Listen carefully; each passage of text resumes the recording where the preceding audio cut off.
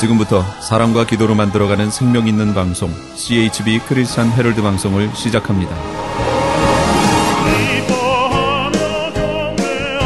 매일 새벽 4시, 매일 밤 11시 하루의 시작과 마무리를 함께하는 CHB 크리스찬 헤럴드 방송은 크리스찬 헤럴드 신문과 가장 인기 있는 기독교 정보를 담고 있는 www.christianherald.com과 함께 오늘도 성실하게 여러분 곁에 함께할 것입니다. 하나님께서 선물로 주시는 오늘 하루를 CHB 크리스찬 헤럴드 방송과 함께 소망으로 열면서 오늘도 하나님을 섬기며 영혼을 사랑하는 복된 하루가 되시기를 바랍니다.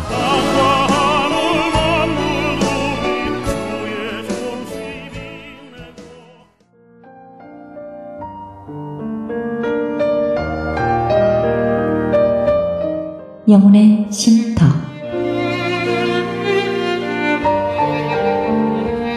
AM 1650과 인터넷을 통해 미 전역과 하와이에서는 AM 1540으로 방송을 듣고 계시는 영혼의 쉼터 애청자 여러분, 오늘도 평안하십니까? 영혼의 쉼터 김수경 인사드립니다.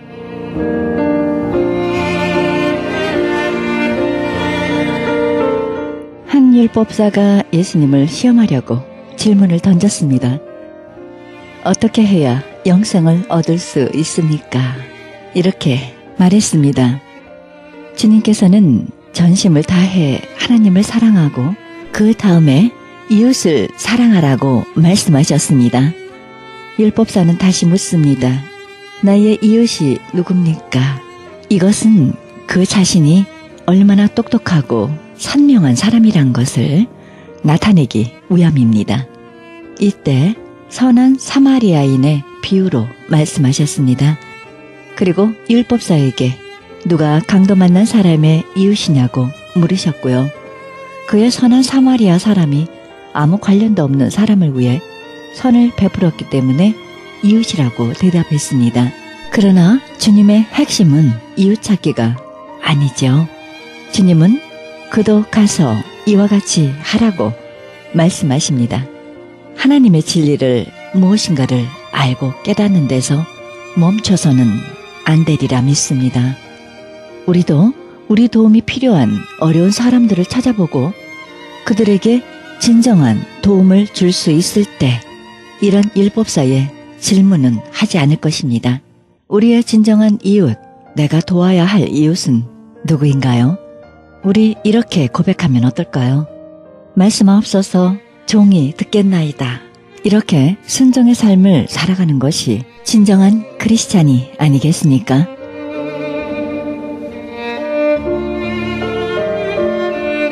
생명의 말씀 보내드립니다. 이 시간에는 로스앤젤레스 장로교회 황교영 목사님의 말씀 보내드립니다. 본문 말씀은 누가복음 13장 18절에서 21절의 말씀을 중심으로 강력한 교회란 제목으로 말씀 전해주시겠습니다. 은혜의 시간이 되시길 바랍니다.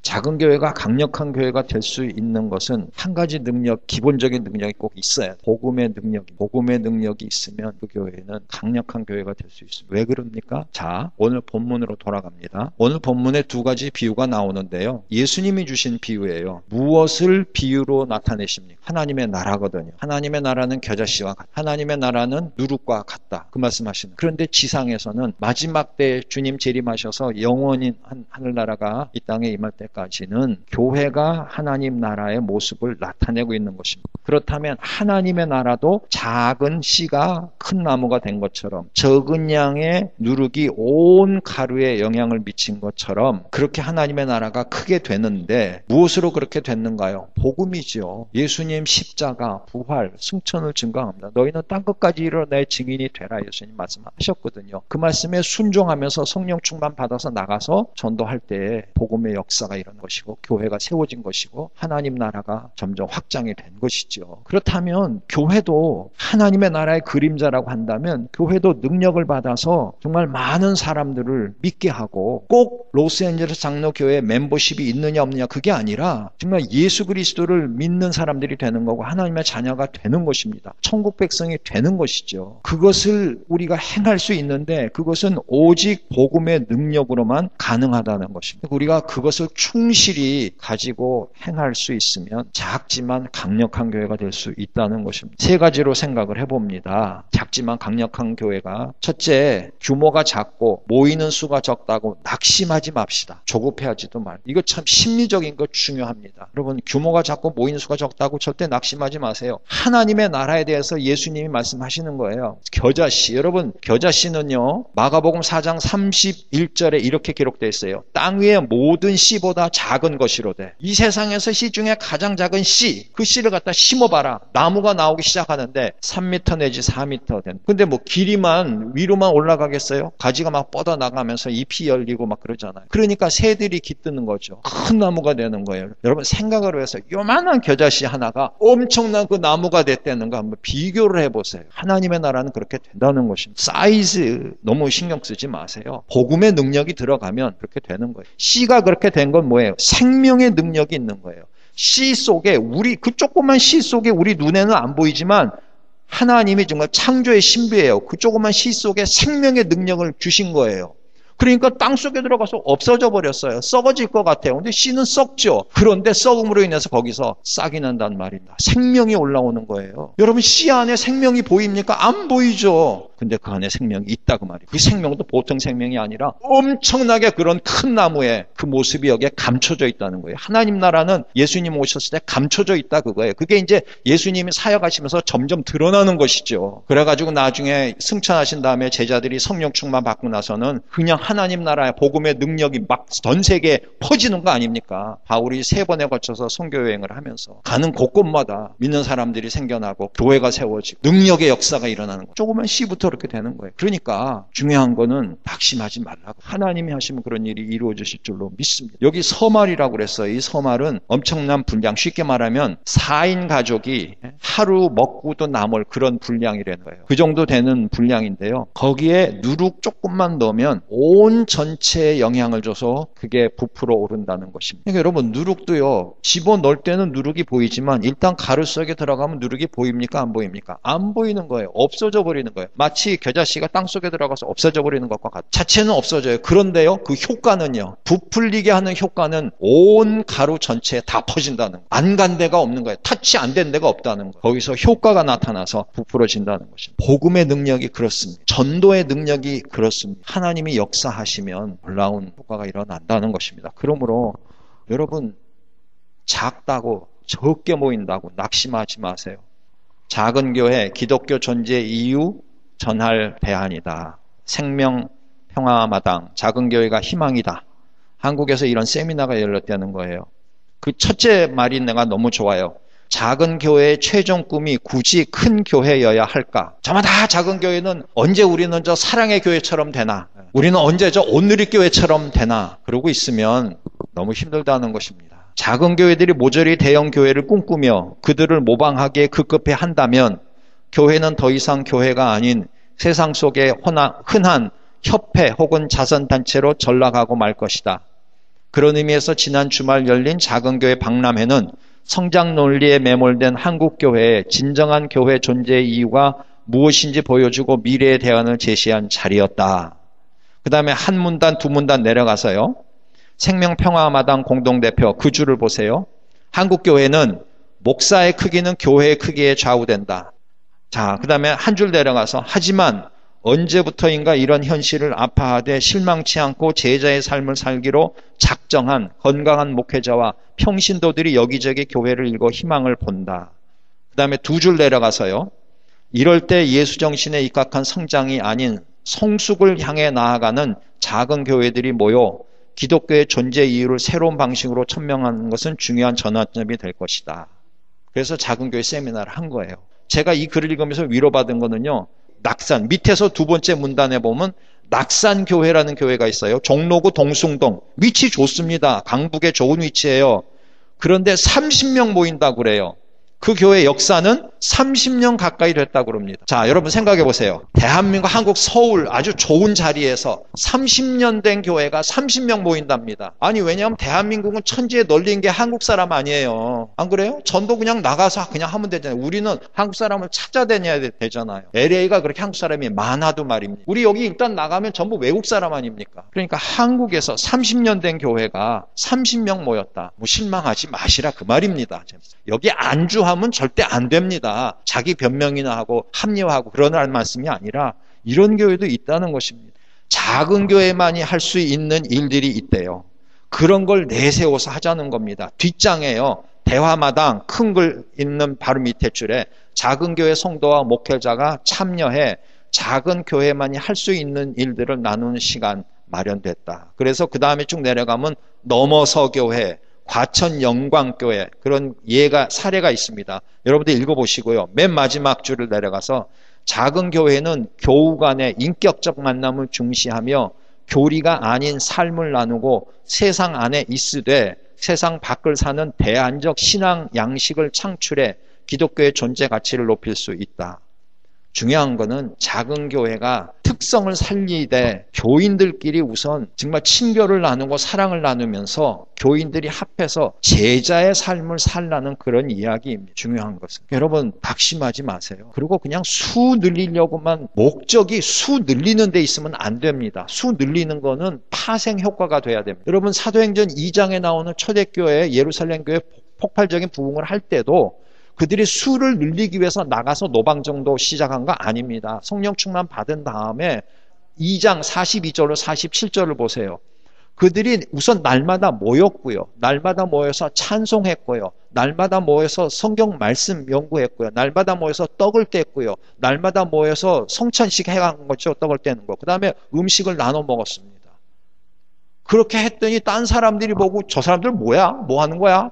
그러다가 보니까 예수 믿는 사람들이래. 이래가지고 딴 사람들이 구경을 와가지고 소문을 듣고 칭송하면서 그 다음에 47절 말씀 날마다 믿는 자의 수를 더하여 주시는 거예요. 누가? 하나님이. 그들이 나가서 뭐 끌고 들어온 거 아니에요. 그들은 모여서 정말 신령한 그런 영적인 삶을 산 거예요. 소문이 난 거예요. 불이 일어난 거예요. 사람들이 불구경 온 거죠. 하나님이 날마다 구원받는 자의 수를 늘리게 해주신 거예요. 그러니까 파생 효과예요. 우리가 정말 올바로 믿음 자세를 가지고 예배 이 시간만이라도 정말 온전히 하나님께 나를 드리는 심정으로 예배를 드린다면 하나님이 예배 받으시고 기뻐하시면 우리에게 우선 영으로 육으로 복을 주시죠. 평강을 주시고 기쁨을 주시고 하나님이 내 예배를 받으셨다라는 확신을 주시잖아요. 우리가 힘이 나죠. 그럼 이 한 주간 살 때 기쁨으로 살 수 있잖아요. 그런데 우리의 그런 변화된 모습을 보면 사람들이 매력을 느낀다고 말입니다. 그래서 자연히 전도의 효과가 생긴다는 것이죠. 물론 우리 가정에서나 내 주위에 있는 사람들, 예수 믿지 않는 사람들에게 전도해야 합니다.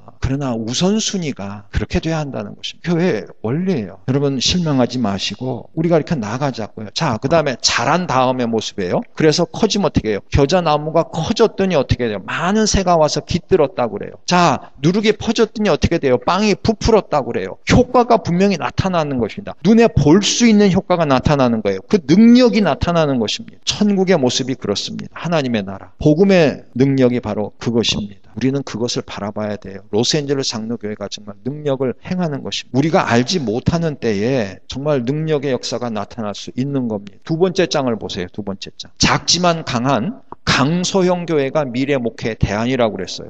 나 강소형 교회라는 게 나 정말 이 말을 처음 듣게 된 건데요. 맹목적인 교회 성장주의에 대한 회의론이 확산되면서 작지만 강한 교회, 이른바 강소형 교회가 미래 목회 대안으로 주목받고 있다. 목회 전반에 대한 교회 리빌딩 작업을 통해 패러다임 전환을 시도하는 강소형 교회 세우기 컨퍼런스가 열렸다. 그 다음에 쭉 밑으로 내려가서요. 강소형 교회는 성인 80에서 150명 정도의 성도들이 안정적으로 출석하며 교회의 사명을 잘 감당해 나가는 작지만 강한 교회를 말한다. 다시 얘기했지만 이거 한국에서 80명에서 150명이니까 그 한국에 있는 목사님 계산 방법으로 한다면 10을 나누면 8명에서 15명이에요. 안 그래요? 한국에 있는 목사님들이 10을 곱하라고 그랬거든요. 미국 교인 수하고 한국 교인 수. 근데 우리가 5 정도로 곱해 본다고 할지라도 80명을 5로 나누면 얼마예요? 16명 정도 되잖아요. 그렇죠? 150명 5로 나누면 30명 정도 되는 거예요. 그러니까 우리 이민교회 상황에서는 그 정도면 일단 시작은 될 수 있겠다 생각을 해보는 거죠. 그 다음에 쭉 내려가 보세요. 쭉 내려가면 조금 읽은 데서 두 문단을 더 내려가면 강서형 교회 세우기는 크게 3단계를 거쳐 완성된다 그랬어요. 첫째, 성인 30명 출석과 5천만 원 예산의 자립기. 두 번째, 성인 80명 출석과 1억 5천만 원 예산의 성장기. 세 번째, 성인 150명 출석과 3억 원 예산의 완성기. 중요한 거는 하나님이 사랑하시는 교회고 하나님이 부흥시켜 주시기 원하는 교회면 사람 보내주십니다.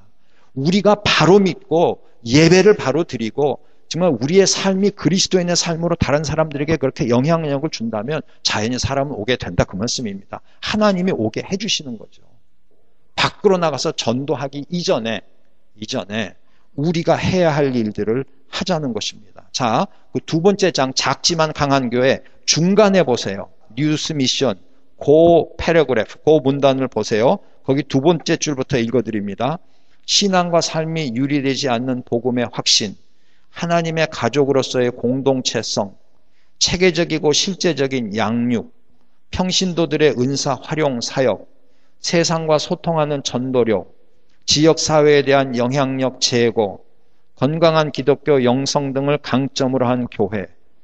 그러니까 물론 고영수 목사라는 분이 하나의 이런 자기의 제안이죠. 이 사람 말씀이 다 옳다는 건 아닙니다. 그런데 우리가 한번 생각해 볼 부분들이 있어요. 신앙과 삶이 유리되지 않는 복음의 확신. 이게 복음의 능력이거든요. 여러분 우리 다 구원 받았죠? 확신 있으시죠? 우리 다 구원 받았어요. 우리가 이 땅에서는 이러고 살지만 주님 오시면 우리는 천국 가서 영원히 주님과 함께 왕노릇하는 거 다 믿으시죠? 네, 아멘. 다 믿는단 말이에요. 그 우리 복음의 확신은 있어요. 그렇다면은 우리가 그걸 바라보면서 우리는 이미 승리한 사람들인데 그 확신을 갖고 현실 속에서 그런 자세로 살고 있느냐 그 말이죠. 교회에 어려운 일이 있고 재정적으로 압박을 당하고 뭔가 그런 게 되면 패배의식에 먼저 근심 걱정, 난 안 되는구나 이런 생각 든단 말이에요. 아니면 막 조급해지는 거예요. 어떡하지 근심 걱정되고. 여러분 안 그래요? 나는 죽으면 천당 가서 주님과 함께 영원히 왕노릇 할 것이고 나는 영원한 생명을 얻었다. 이런 생각 가지고 진짜 여기서 사느냐 말이에요. 그걸 내 삶에 매일매일 삶에 적용하느냐 그 말. 정말 우리가 복음의 확신을 가지고 그것을 나타나는 삶을 사느냐 그걸 한번 생각해보자. 만약에 우리가 그걸 가진다면 여러분들의 직장에서의 자세가 달라질 것입니다. 여러분들의 가정에서의 자세가 달라질 것입니다. 불평하고 이럴 게 아니라 기쁘잖아요. 기쁜 거예요. 제가 목요일날도 말씀드렸지만 어떤 그분이 유명한 말을 했어요. 우리 그리스도인들에게는 이 세상이 정말 우리가 경험할 수 있는 지옥이다. 우리 나중에 죽으면 세상하고는 비교가 안 되는 또 좋은 곳으로 가니까 말씀 이해가 안 되세요? 우리 그리스도인들에게는 이 세상이 지옥이에요. 우리가 경험할 수 있는 최악의 상태가 이 세상이란 말이에요. 왜? 우린 죽으면 제일 좋은 데 가니까 더 이상 좋을 수가 없는 곳이에요. 그러니까 살아있는 동안 여기서 겪는 것이 우리가 겪는 최악의 지옥이에요. 우리는 이거보다 더 나쁜 걸 경험할 수 없어요. 그런데 안 믿는 사람은 어때요? 죽으면 더 최악, 지옥으로 가죠. 그러니까 안 믿는 사람들은 이 세상, 그들의 이 세상의 삶은 그들이 경험할 수 있는 최상의 것이다. 그들에게는 세상이 천국이다 그 말입니다. 왜? 그들은 죽으면 지옥 가니까 꺼지지 않는 불에 영원한 고통을 당하니까 세상이 차라리 낫죠. 그들에게는. 여러분 우리가 진짜 그런 믿음을 가지고 산다면 우리의 말과 행동이 달라질 수 있다는 것입니다. 가정에서 달라지고 내 직장이나 사업체에서 달라지고 내 이웃과 대할 때 달라지고 교회 안에서도 달라지는 것이죠. 여러분들 그걸 가지고 살자는 것입니다. 그 다음에 하나님의 가족으로서의 공동체성. 우린 진짜 서로 가족의 이름으로만 자매 형제 이러지 말고 정말 우리 가족이라고 생각하고 저 사람 우리 가족의 일원이라고 생각하고 이렇게 나누면서 살자는 것이죠. 내 가족만 하는 사람들 너무 핵가족이 옛날에 핵가족인데 요즘은 진짜 이기적인 핵가족이 돼버렸더라고요. 그냥 아버지 엄마 내 아내 내 남편 내 아들 내 딸 그게 하여튼 제일 중요해요. 거기로 그냥 그 다음에 울타리로 친다고 할머니 할아버지만 해도 벌써 울타리 밖이에요. 그러지 말고 가족으로서의 공동체성, 그 다음에 체계적이고 실제적인 양육. 그래서 금년에 양육을 실시하려고 합니다. 그 다음에 은사 활용입니다. 세상과 소통하는 전도력, 그리고 지역사회에 대한 영향력. 그것을 우리 교회가 한번 금년에 추구해보자 하는 것입니다. 씨가 자라서 나무가 되니까, 큰 나무가 되니까 새들이 와서 깃들여요. 우리 교회가요, 그런 교회가 돼야 돼요. 새들이 와서 깃들일 수 있는 교회. 우리가 좀 품어야 되는 거예요. 우리 교회는요, 당장 저기서 스트릿 피플이 들어온다, 에이즈 환자가 들어온다, 여기 옆에 와서 앉으세요, 내 옆에 와서 앉으세요. 나부터도 그런 말 못할 것 같아요. 스트릿 피플이 저기 들어온다, 나부터 인상 써질 것 같아. 저 사람 뭐하러 왔지? 교회는 그러면 안 된다는 것이죠. 에이즈 환자가 왔어요. 나한테 올물나. 당신 회개하고 교회 와. 이게 우리의 당신 교회 오려면 회개하고 깨끗이 하고 와. 예수님 뭐라고 그러셨어요? 아니라고 그러셨어요. 있는 그대로 오라고 그러셨어요. 예수님이 깨끗게 해주시는 거예요. 우리 교회가 새들이 깃들 수 있는 교회가 되기를 위해서 우리 자신의 생각 구조와 마음 태도를 바꿔야 된다는 것입니다. 그 다음에 영향력입니다. 여러분들, 우리의 영향력이 얼마나 되는지 한번 테스트해 보셨습니까? 여러분들도 한번 생각해 보세요. 여러분 가정에서 여러분들의 위치가 어때요? 부부관계, 부모-자식 관계, 또 여러분들 사회 속에서, 직장이나 사업체 속에서 여러분들의 위치가 어때요? 여러분들이 말하면 영향력이 있습니까? 그래서 금년에 우리 적은 무리지만 영향력 있는 삶을 살자는 것입니다. 자, 그러면 그렇게 살기 위해서 어떻게 해야 합니까? 이게 이제 가장 중요한 거예요. 개인적으로는요, 초대교회 생각해 보세요. 그 베드로 막 예수님을 저주하던 자, 도망갔던 놈, 옷 혼입을 덮고 있다가 옷 뺏기니까 벌거벗고 도망가는 놈, 얼마나 창피한 모습이에요. 근데 그 사람들이 어떻게 달라져요? 죽음을 각오하고 예수를 증거하잖아요. 무슨 일이 일어났어요? 오순절날 성령 충만을 받았죠. 예수님의 말씀 순종하고 모여서 기도하다가 성령 충만 받았습니다. 어떻게 그런 영향력 있는 삶을 삽니까? 어떻게 다른 사람을 품을 수 있습니까? 어떻게 우리 교회가 정말 힘 있는 교회가 될 수 있습니까? 성령 충만 받아요. 조홍철 목사님이 오셔가지고 그날 설교하셨잖아요. 성령 충만 받으라고 그러셨잖아요. 촛대 얘기하셨잖아요. 기름이 뭐라고 그러셨어요. 그러면서 그분이 스가랴서를 택했지만 사도행전에 대한 말씀 했잖아요. 지난 주일 설교, 아침 설교에. 그러면서 성령 충만을 받을 수 있는 방법이 뭐라고 그랬어요? 기도하는 거라고 그랬어요. 초대교회 때 언제 성령 충만 받았어요? 기도하는 거예요. 또 고넬료 가정에서는 말씀을 전할 때 성령이 임하셨어요. 어떻게 성령 충만 받아요? 말씀 나누고 기도하는 거예요. 다른 방법이 없어요. 여러분, 어떻게 이렇게 능력 있는 삶, 능력 있는 교회가 될 수 있습니까? 성령 충만해야 합니다. 복음의 능력도 성령 충만입니다. 사실은. 그렇잖아요. 사도행전을 보세요. 복음의 능력이 확장되는 게.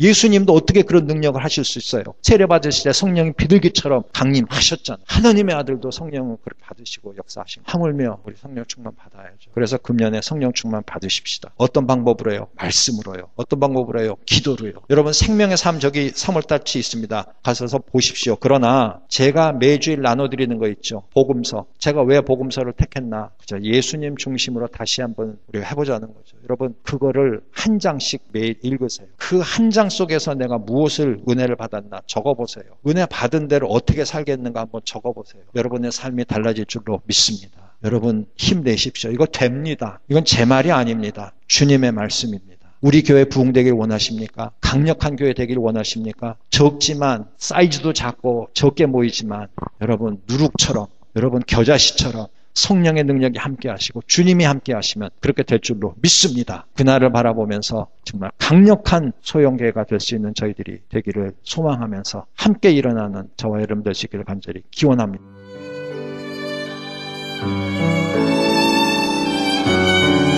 지금까지 로스앤젤레스 장로교회 황교영 목사님의 말씀 들으셨습니다. 로스앤젤레스 장로교회는 5750 웨스트 올림픽 블루버드 올림픽과 라브레아 사이에 위치하고 있습니다. 신앙상담이나 교회 안내를 원하시는 분은 전화 323-9542-8846 323지역 9542-8846번으로 연락하시면 자세히 안내해 드립니다.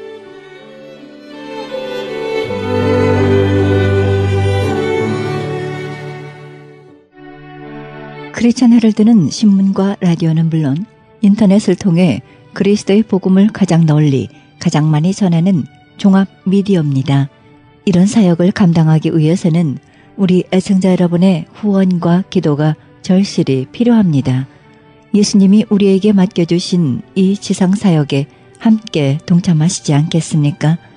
내가 너희에게 분부한 모든 것을 가르쳐 지키게 하라 말씀하신 우리 예수님의 지상명령에 함께 동참하시기 원하시는 분은 전화 213-353 0777, 213지역 353-0777로 연락 주시면 자세히 안내해 드리겠습니다. 지금 여러분께서는 AM 1650과 인터넷을 통해 미 전역과 전 세계에서 하와이에서는 AM 1540으로 방송되는 크리스천 헤럴드 영혼의 쉼터 함께하고 계십니다.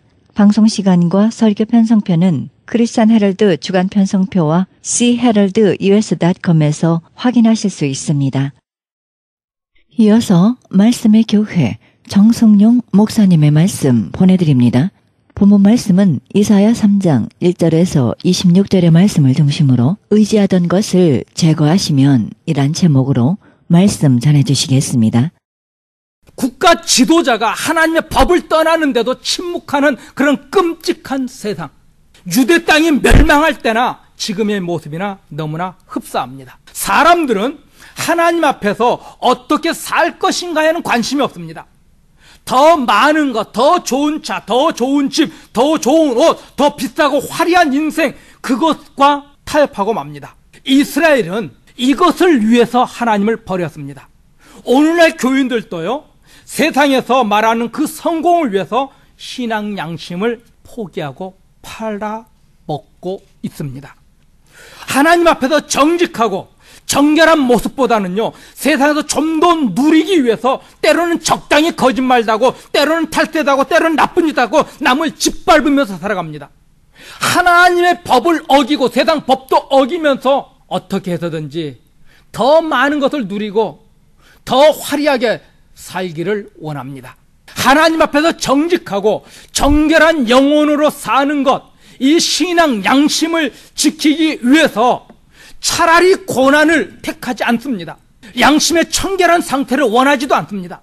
신앙인의 양심, 자존심을 지키기 위해서 하나님의 뜻에 순종하는 것을 선택하는 용기와 믿음의 결단이 필요합니다. 부모가 신앙인답게 살기 위해서 거짓말하지 않고 자기보다 더 가난한 자를 돕고 믿음의 모습으로 살려는 것 때문에 자식에게 좋은 옷, 좋은 전화기 하나 못 사준다 할지라도요, 하나님 앞에서 정직한 믿음, 청결한 양심을 소유하는 것을 더 우선해야 합니다.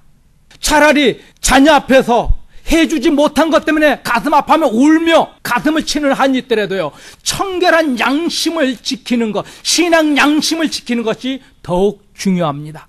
물론 자녀에게 그렇게 못해주니까 정말 미안하고 가슴이 먹먹하고 아플 것입니다. 엉엉 소리 내어도 그 아픈 마음, 미안한 마음 사라지지 않을 것입니다. 그래도 성도는 성도다움, 하나님의 자녀다움을 포기해서는 안 되는 것입니다. 자식에게 세상에서 출세하고 성공하기 위해서 수단 방법 가리지 말고 살라고 가르치는 부모가 아니라, 차라리 가난하더라도 차라리 고생하더라도 정직한 신앙인답게 살라 가르칠 수 있는 부모가 되어야 합니다. 조금 손해보더라도요, 하나님 자녀답게 사는 것, 하나님이 기뻐하시는 것에서 순종하는 삶을 우리 신앙인 부모들은 가르쳐야 합니다. 왜냐하면 사람들은 반드시 하나님의 무서운 심판을 받게 됩니다. 신앙을 위해서, 하나님 앞에서 정직한 신앙 양심을 지키기 위해서, 하나님의 기뻐하시는 삶을 살기 위해서 스스로 가시밭길, 고난의 길, 좁은 길, 십자가 길을 걸어간 사람, 하나님 앞에서 정직하게 살고자 차라리 고난을 선택한 사람은요, 하나님께서 기쁨과 영광의 삶을 우리에게 허락하실 줄로 믿습니다.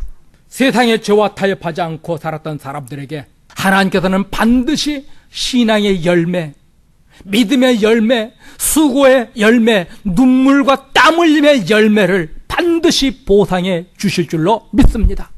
또한 하나님께서는 당신의 자녀들이 항상 가난하고 항상 고통당하고 항상 울며 사는 것을 원치 않습니다. 신앙 양심을 버리면서까지 그렇게 하지 말아야 합니다.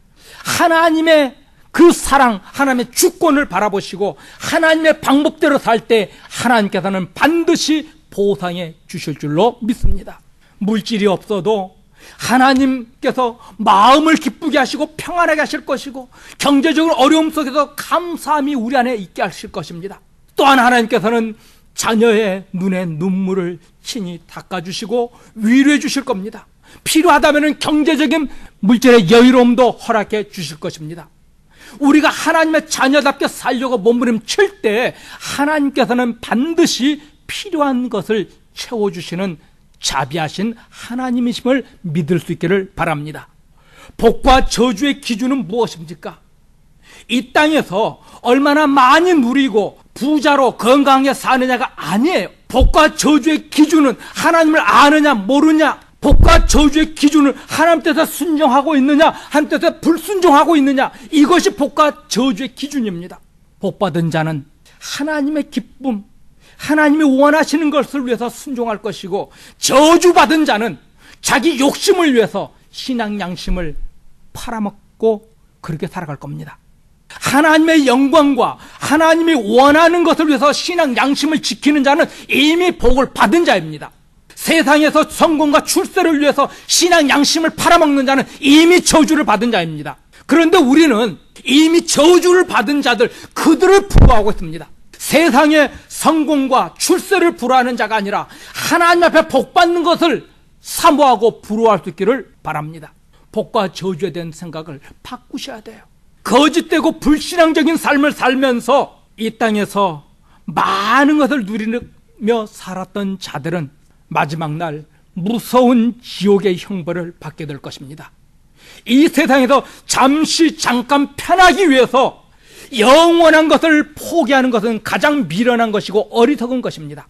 하나님이 주신 이 십계명과 또 하나님께서 마음과 뜻과 힘과 온 성품을 다하여 주 너희 하나님을 사랑하라 했던 이 하나님을 사랑하는 이것, 또 우리 주님이 말씀하셨던 위로는 하나님, 아래로는 내 이웃을 내 몸처럼 사랑하셨던 이 계명을 지키며 사는 사람이야말로 정말 복받은 자인 줄로 믿습니다. 시편 1편은 복인과 악인에 대해서 말하고 있지 않습니까? 시편 1편에서 뭐라 합니까? 복 있는 자는 어떤 자라고요? 여호와의 율법을 즐거워하여 주야로 묵상하는 자가 복 있는 자입니다. 악인의 꾀를 쫓지 않는 자가 복 있는 자입니다. 죄인의 자리와 죄인과 함께하지 않는 자가 복 있는 자입니다. 성경의 복은 이것을 말하고 있는데 오늘날 많은 크리스찬들은 이 복이 아닌 세상 사람들이 추구하고 있는 그런 허망한 것, 그것 때문에 하나님을 잃어버립니다. 우리는 하나님의 계명과 우리의 욕심이 부딪힐 때 지체 없이 하나님의 말씀의 계명에 순종하는 것이 자기가 되어야 합니다. 다윗은 원수 사울을 죽일 수 있는 절호의 기회가 2번 있었습니다. 사울은 다윗을 죽이려고요, 수없이 그를 죽이려고 쫓아오고 칼과 창으로 죽이려 했습니다. 그런데 다윗에게는 사울을 죽일 수 있는 절대 기회가 2번 찾아왔습니다. 일평생의 소원을 이룰 수 있는 좋은 기회였습니다. 그러나 다윗은 하나님의 법에 순종하기 위해서 세상적인 그 최고의 기회를 사용하지 않았습니다. 일평생 소원하던 것을 여러분이 얻을 수 있는 좋은 기회가 왔다 할지라도 그것이 신앙 양심을, 우리의 신앙인의 이 자존심을 파는 것이라 한다면요, 일평생 소원했던 그거 포기하는 것이 우리 신앙인의 삶입니다. 아쉽지만 아깝지만 포기할 수 있어야 합니다. 그러면 하나님께서 결코 우리를 외면하지 아니하시고 더 좋은 것으로, 우리를 더 행복한 것으로 채워주실 줄로 믿습니다. 일평생 소원했던 그 기회가 다윗에게 찾아왔지만 다윗은 하나님의 방법이 아니니까, 신앙인의 방법이 아니니까 그 기회를 포기합니다. 사랑하는 성도 여러분, 이런 신앙인의 용기, 이런 자존심, 이 자긍심 우리에게 있어야 합니다. 우리를 아무리 부유하게 하고 아무리 우리를 출세시키고 내가 일평생 소원했던 것이 이루어지는 그런 찬스가 왔다 할지라도 그것이 성경적인 방법이 아니라고 하면은 그것을 단호하게 거절하고 눈물을 흘리면서라도 거절할 수 있는, 이를 악물고라도 거절할 수 있는 그런 신앙인의 자존심, 양심, 이것을 회복할 수 있기를 원합니다. 유대 나라는 세상의 좋은 것 때문에 하나님의 자녀답게 사는 것을 포기했습니다. 성도답게 하나님의 법을 지키며 사는 것을 포기했습니다. 그래서 그들은 70년간 바벨론의 포로로 끌려가서 종으로서 죽도록 고생합니다. 우리 예수님이 이 땅에 오셔서 십자가에 못 박혀 죽으실 때 예수님을 대적하고 예수님 십자가에 못 박혀 죽였던 그들, 하나님의 법에 대적했던 그들, 무려 2000년 동안 나라 없는 디아스포라, 나그네 인생, 정처 없이 2000년 동안 떠돌며 살았습니다. 8절에 예루살렘이 멸망하였고 유다가 엎드려졌으면 그들의 언어와 행위가 여호와를 거스려서 그 영광의 눈을 촉범하였음이니라. 예루살렘의 이스라엘이 유다가 멸망한 이유가 무엇이라 말합니까? 말과 행위가 다 여호와를 거스렸다 합니다. 여호와의 눈을 촉범했다는 말은요, 여호와 눈앞에서 하나님이 빤히 지켜보고 있는데 그 보고 계시는 그 눈앞에서 하나님을 모욕하고 하나님을 대적했다는 겁니다. 우리가 그렇잖아요. 성도가 성도답게 살지 않으면서 그것을 하나님 앞에서 부끄러워하지 않는 세상입니다. 하나님을 모욕하는 것입니다. 성도가 추악한 욕심 때문에 하나님의 법을 지키지 않는 것이, 세상의 법도 안 지키는 것이 하나님 눈앞에서 하나님을 모욕하고 하나님을 대적하는 겁니다. 오늘날 직장 동료들이나 친구들이 하는 대화를 한번 여러분 기억해 보시기 바랍니다. 그들의 대화를 보면은 그 전날 아니면 주말에 있었던 부끄러운 죄악들을 무용담처럼 자랑스럽게 얘기합니다. 세상은 하나님 앞에서 자신의 죄를 부끄러워하지 않고 또 그 죄를 자랑합니다. 9절을 봅니다. 그들의 안색이 스스로 증거하며 그 죄를 발표하고 숨기지 아니함이 소돔과 같으니 그들의 영혼에 화가 있을진저 그들의 재앙을 자취하였도다. 자기 죄를 자랑하는 시대입니다. 전에는 사람들이 죄를 지으면 은밀하게 죄를 졌습니다. 그런데 이제는 떳떳하게 자랑하며 죄를 짓습니다. 아담의 7대손 라멕이라는 자가 있었죠. 라멕은 어떻습니까? 사람을 죽이고 나서 자기 아내들에게 하나님께서 가인을 죽이는 자는 7배나 벌을 더할 것이라는 표를 줬던 것처럼 나를 죽이면은 하나님께서 77배나 그 사람에게 형벌을 더할 것이다 하면서 자기가 사람 죽인 것을 자랑하는 그런 라멕의 모습처럼요. 오늘날 그렇습니다. 로마서 1장 32절입니다. 저희가 이 같은 일을 행하는 자는 사형에 해당하다고 하나님의 정하심을 알고도 자기들만 행할 뿐 아니라 또한 그 일을 행하는 자를 옳다 하느니라. 이처럼 세상은요, 점점 더 뻔뻔해집니다. 당당하게 죄악을 행하고 있습니다. 우리가 살고 있는 이 세상도요, 조금만 눈을 들어서 세상을 보면요, 우리 주변을 보면요, 죄를 자랑하는 자들 얼마나 많은지 모릅니다. 죄를 부끄러워하지도 않을 뿐만 아니라 자랑까지 합니다. 그리고 그 죄에 동참하자고 유혹합니다. 동성애자들 공개적으로 동성애자라고 커밍아웃하면 언론에서는 대단한 용기 있는 것처럼 그 사람 지켜세우지요. 미친 세상입니다. 죄가 아니라고 말할 뿐만 아니라 죄라고 말하는 사람을 죄인 취급하는 세상이 되고 말았습니다. 목사라는 자들도 동성애자에 빠지고 죄에 대해서 부끄러워하지 않습니다. 죄를 회개하지 않고 오히려 죄를 자랑하는 이런 뻔뻔한 세상을 살고 있습니다. 그래서 하나님께서 유대를 멸망시키셨고 또한 이 땅 이 백성들을 하나님은 반드시 심판하실 겁니다. 10절 말씀은 너희는 의인에게 복이 있으리라 말하라. 그들은 그 행위의 열매를 먹을 것이며 11절입니다. 악인에게는 화가 있으리니 화가 있을 것은 그 손으로 행한 대로 보응을 받을 것임이니라. 세상에 대한 심판을 하실 때 하나님께서는 의인을 보호하십니다. 하나님 앞에 신앙 양심을 지키고 하나님의 법을 지키며 몸부림쳤던 사람들을 하나님이 반드시 귀한 열매를 허락해 주십니다. 수고한 것에 대해서 반드시 보상하십니다. 이 땅에서도 보상하실 뿐만 아니라 이 땅에서 완전하게 보상받지 못하지만 저 영원한 천국 가서는 완전하게 보상을 받습니다. 그러나 악인은 반드시 심판하십니다. 이 땅에서도 심판받을 것, 또한 저 영원한 지옥 가서도 영원히 죽지 않고 영원한 고통, 너무나도 고통스러워서 스스로 죽어버리고 싶어도 죽을 수 없는 그런 끔찍한 고통을 영원토록 저 지옥에서 받을 것을 성경은 말씀합니다. 이스라엘 백성들의 죄를 보시기 바랍니다. 14절에 보면은 여호와께서 그 백성의 장로들과 방백들을 국문하시되 마지막 날 국문하시겠답니다. 또 오늘날 우리가 살고 있는 이 순간에도 하나님이 친히 국문하시겠다 말합니다. 왜요? 포도원을 삼키는 자는 너희며 가난한 자에게서 탈취한 물건을 너희 집에 있도다 말씀합니다. 하나님께서 심판하러 일어나신다는 겁니다. 오늘날 이 세상, 이 역사, 하나님이 그냥 놔두는 것이 아니라 하나님의 친히 하나님의 심판의 역사, 또 하나님의 자녀들을 구원하시는 이 보호하시는 역사를 이루어 가고 계십니다. 하나님을 두려워하지 않고 하나님 앞에서 당돌하고 뻔뻔하게 하나님을 모욕하는 죄를 지은 자들을 하나님은 반드시 심판하실 겁니다. 15절에 보면은 어찌하여 너희가 내 백성을 짓밟으며 가난한 자의 얼굴에 맷돌질 하느뇨. 주 만군의 여호와 내가 말하였느니라. 이들의 죄가 무엇입니까? 하나님을 두려워하지 않고 가난한 자를 짓밟았고 그 얼굴에 맷돌질했다고 합니다. 한번 얼굴에 맷돌을 돌렸다 생각해 보시기 바랍니다. 그만큼 가난한 자를 짓밟았다는 겁니다. 다시는 일어나지 못할 만큼 잔악하게 짓밟았다는 겁니다.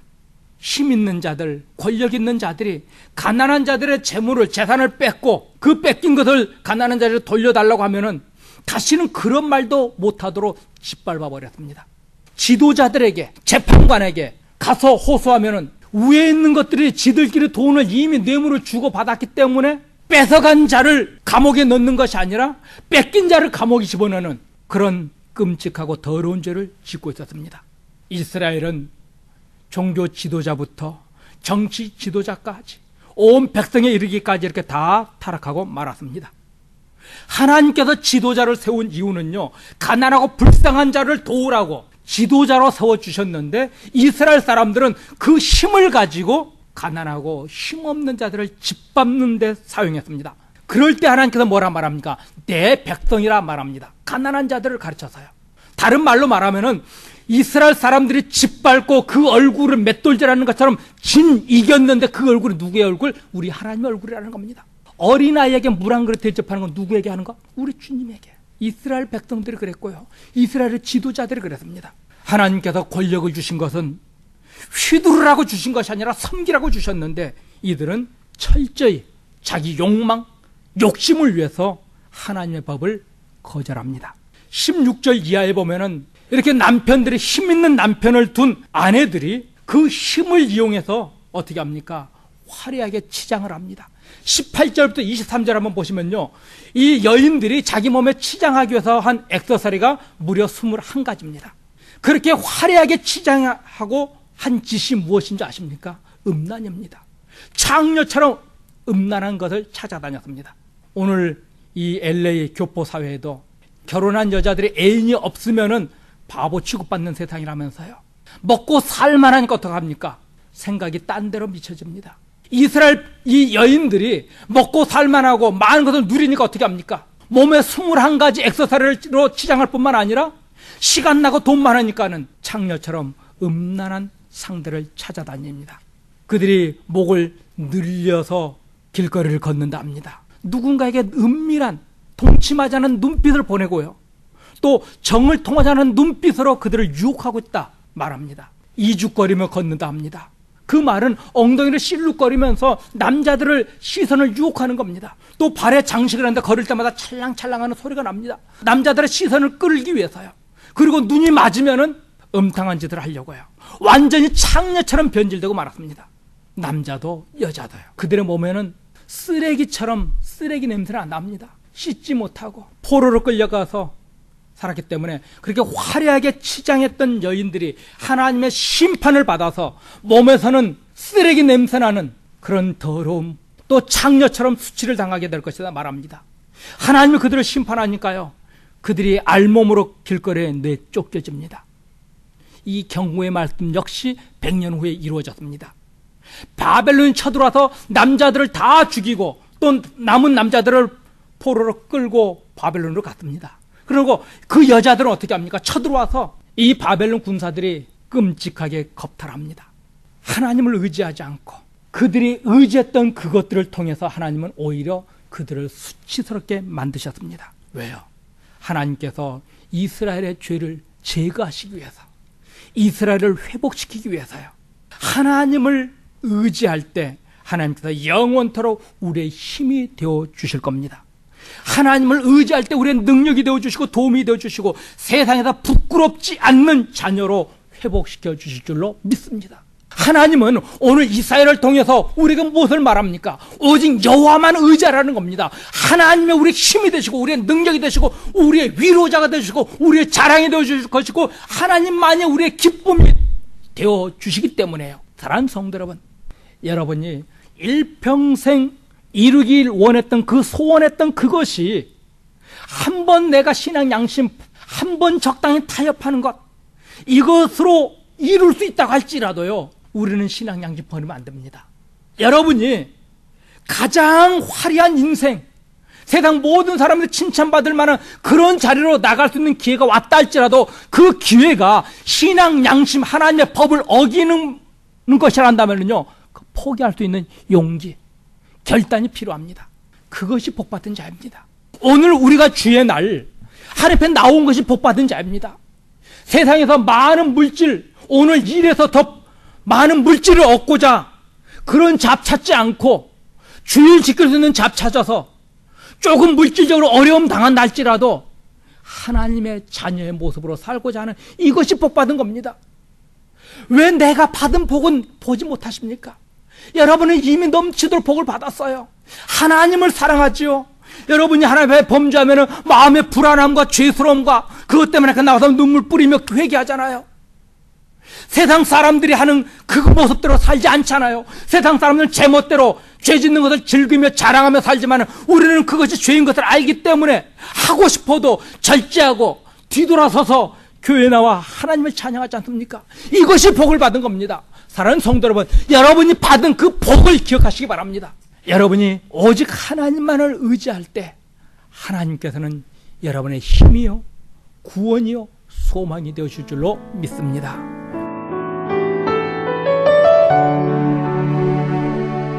지금까지 말씀의 교회 정승영 목사님의 말씀 들으셨습니다. 말씀의 교회는 2966 윌셔 블루버드 LA에 위치하고 있습니다. 신앙상담이나 교회 안내를 원하시는 분은 전화 213-200-2592 213지역 200-2592번으로 연락하시면 자세히 안내해 드립니다. 편집되지 않은 오리지널 CD를 원하시는 분은 교회로 연락하시기 바랍니다.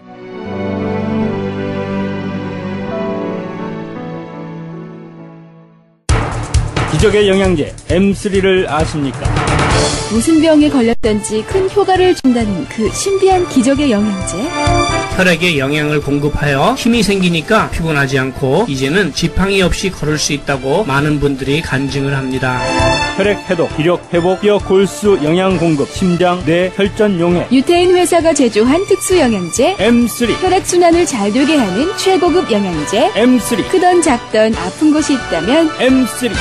213-435-9600, 213-435-9600번입니다. 정직한 마음으로 권해드립니다.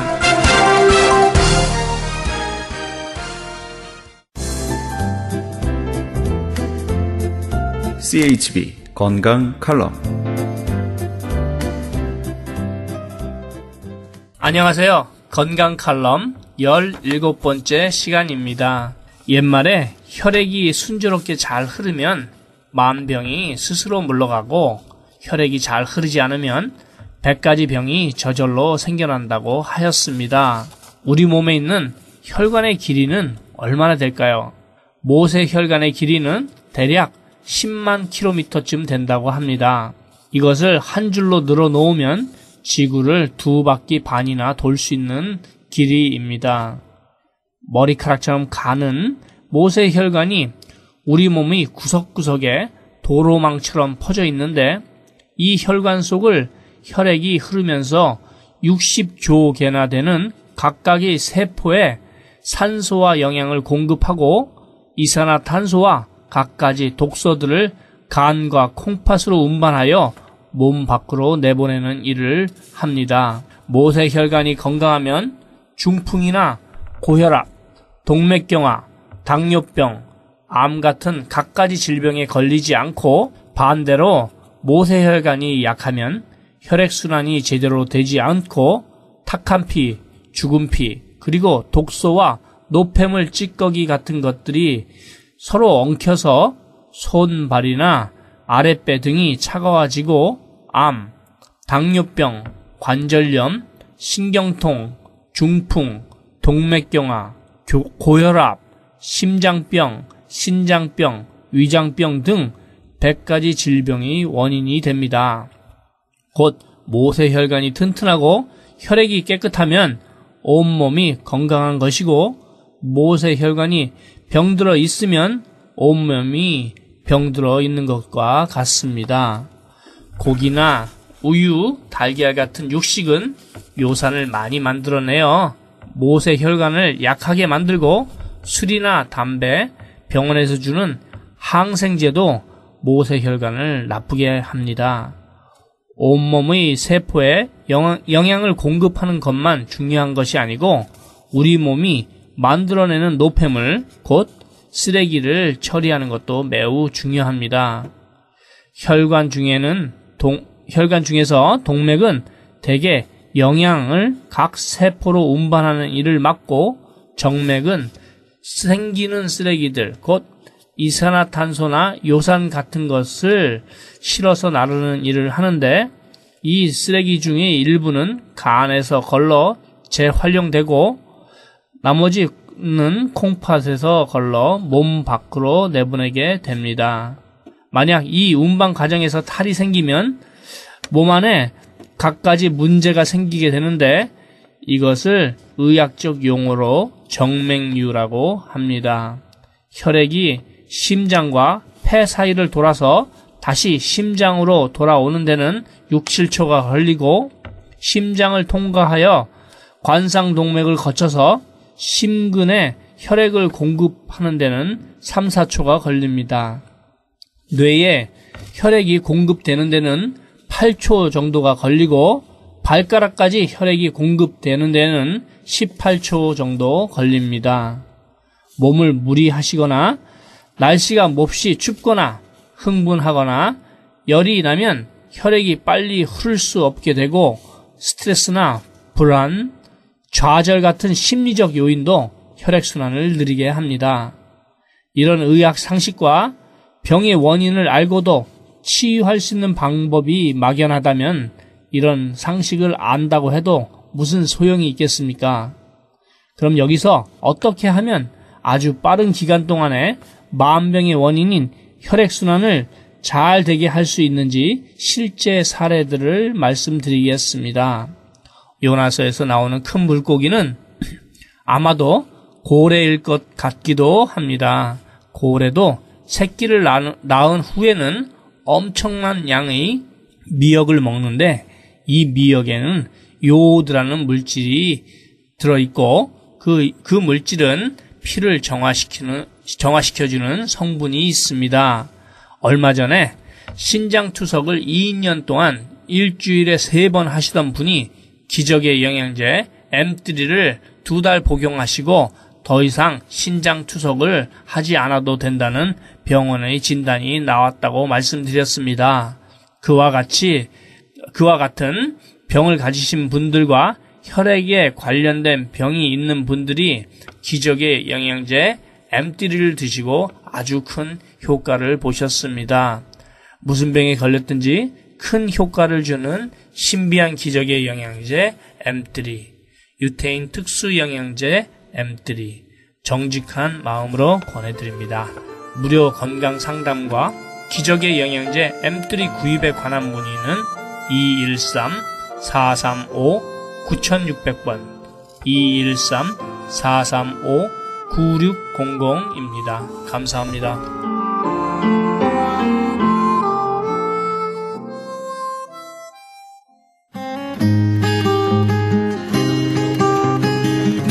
헤럴드 게시판 안내입니다. 가나 선교에서는 중국에 있는 불쌍한 조선족과 탈북자, 우리 동포의 자녀들을 돕고 있습니다. 이 사역에 함께 동참하실 성도님들의 참여를 부탁드립니다. 좀 더 자세한 안내를 원하시는 분은 전화 909-816-3457, 909-816-3457로 연락하시기 바랍니다. 실로암 장애인 선교센터에서는 영육간의 치유와 상담을 해주고 있습니다.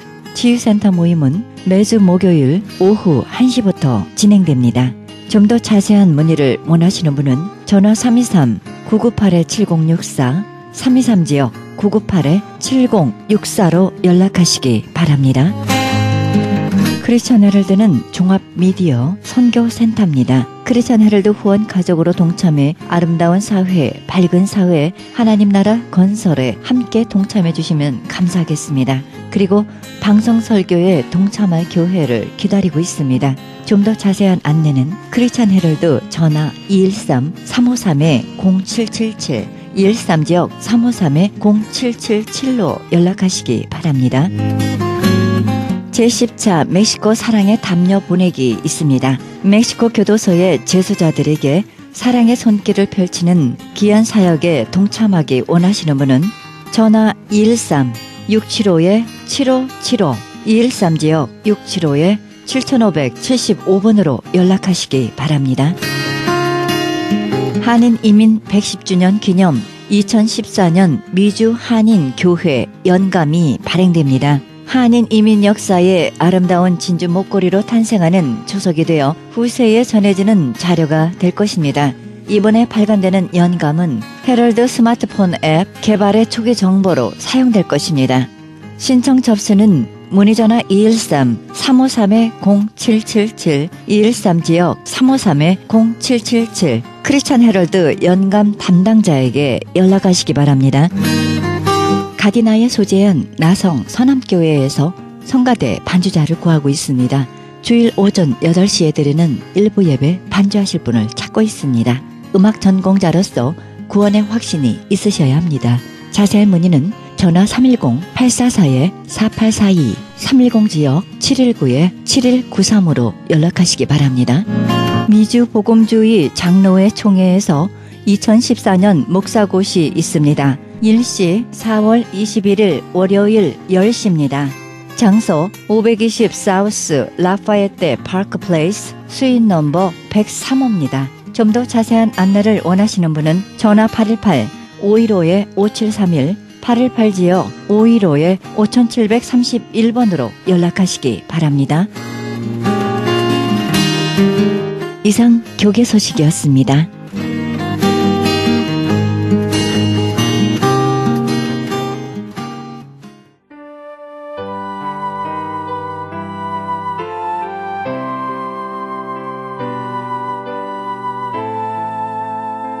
생명을 사모하고 장수하여 복받기를 원하는 사람이 누구뇨? 내 혀를 악에서 금하며 내 입술을 괴사한 말에서 금할지어다. 악을 버리고 선을 행하며 화평을 찾아 따를지어다. 시편 34편 12절에서 14절입니다. 하나님은 우리 마음에 평안을 주시지만 그것을 누리는 것은 우리가 마음먹기에 달려 있습니다. 특히 우리는 인생의 거친 파도 속에서 하나님의 초자연적인 평안을 누릴 수 있어야 합니다. 그 비결은 진리로 영혼의 영성을 유지하기로 선택하는 것입니다. 진리와 함께 행복에 머물기로 선택하는 것입니다. 이 방송은 먹는 음이온 DM 포밀로 효과적으로 소문난 네이처 영양제 센터와 이민법을 전문으로 하는 김한주 변호사 제공입니다. 지금까지 여러분께서는 그리스도의 복음을 가장 널리 가장 많이 전하는 크리스찬 헤럴드 방송의 영혼의 쉼터 함께 하셨습니다. 지금까지 진행의 김수경이었습니다. 평안한 밤 되시기 바랍니다. 주의 사랑 깊고 크셔라. 내 영혼의 파도처럼 메아리 좋은